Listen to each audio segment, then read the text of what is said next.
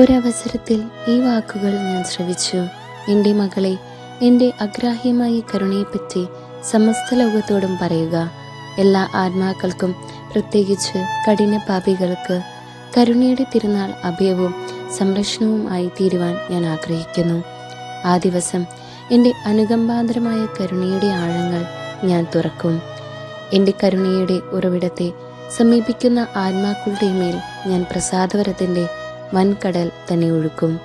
അന്നേ ദിവസം കുമ്പസാരിച്ച് വിശുദ്ധ കുർബാന സ്വീകരിക്കുന്ന ആത്മാക്കൾക്ക് പരിപൂർണ പാപമോചനവും കടങ്ങളുടെ പൊറുതിയും ലഭിക്കും.